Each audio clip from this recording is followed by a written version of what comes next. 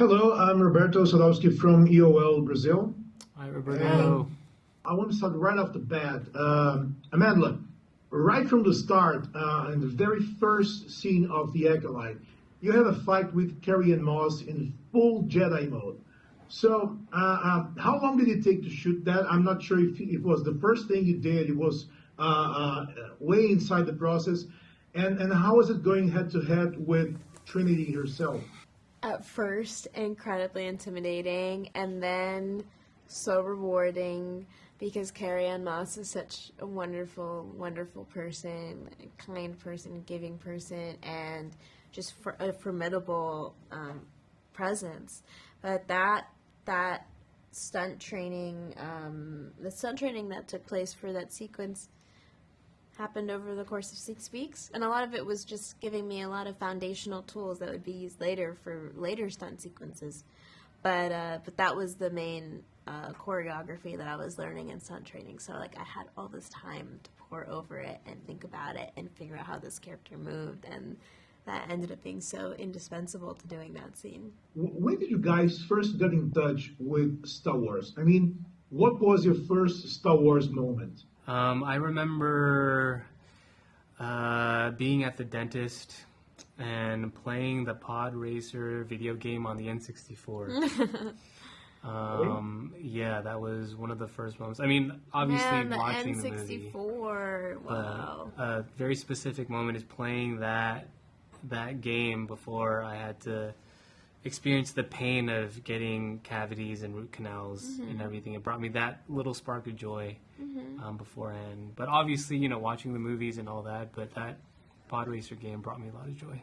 Yeah, I mean, I'm having memories come back of being very little, maybe 5 or 6, and sitting on my dad's lap and Star Wars rerunning on cable, and putting it on and watching the original trilogy with him. And then later I would watch the prequel series with my sister, because she had introduced me to it, and that was something that we would watch together alongside so many other sci-fi and fantasy things. And then I remember seeing a stormtrooper in real life at Comic-Con when I was 12, and being that rocks. The Acolyte kind of strays a long way from the core timeline everyone is familiar about. And as Star Wars has some very devoted fans, how challenging was it to thread into new territory? I mean, it's challenging because there's a lot of anticipation around this part in the timeline. But then at the same time, it's a part of the timeline that people are most interested in. I mean, even as a Star Wars fan myself, the place that my brain always goes to is what was the emergence of the Sith like? How did it happen? Who the hell is Darth Plagueis? And I'm not confirming anything by throwing that out there. I'm just saying that I too conspire around the same things that the fans do. And I don't have any answers. I look dead into Leslie Headland's eyes, and I throw her my conspiracy theories, and she gives me nothing. Yeah. But I'm very much interested in that part of the timeline as well, because I think it's so interesting. There's fantastic books about it. Understanding the rule of two in this dark, shadowy world of how did the rule of two even come to be? And this legacy of apprentices killing their masters and.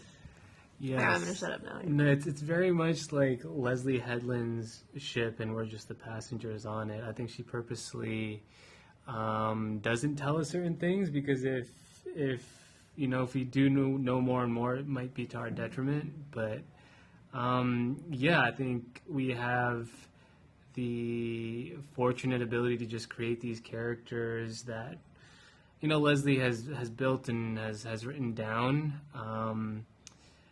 But, we're also just in a state of ignorance is bliss. We don't know too much.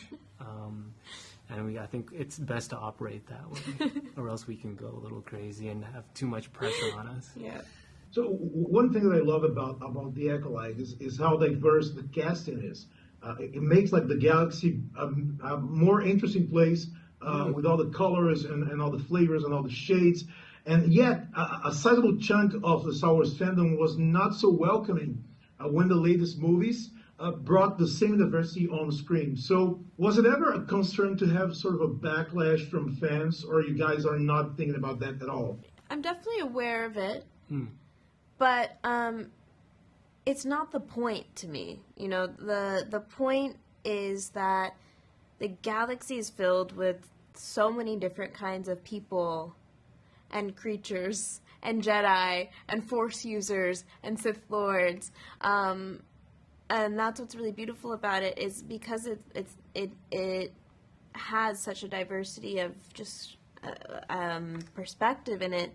People around the world really connect with it, and like the joy of people around the world being able to connect with it, the joy of something being universal, is so powerful and what means the most to us. And so for me, I'm just kind of focused on the joy of connecting with those who are showing love to it, and particularly to people who maybe haven't been introduced to Star Wars before, and we have the privilege of being able to bring them into it, and those pre-existing Star Wars fans of color or who are women, who love what it is about the original trilogy that honors both like strong female characters and Black Jedi,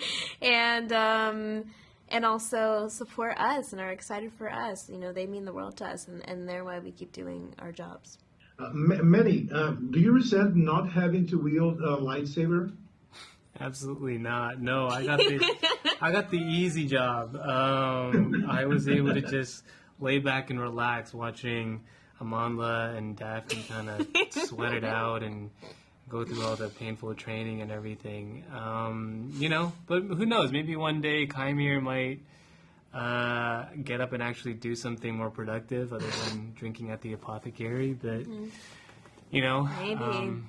yeah, there's still a lot to explore, whether it be in the next 4 episodes or fingers crossed if you get a season 2. So, Guys, thank you so much, and congrats on the show.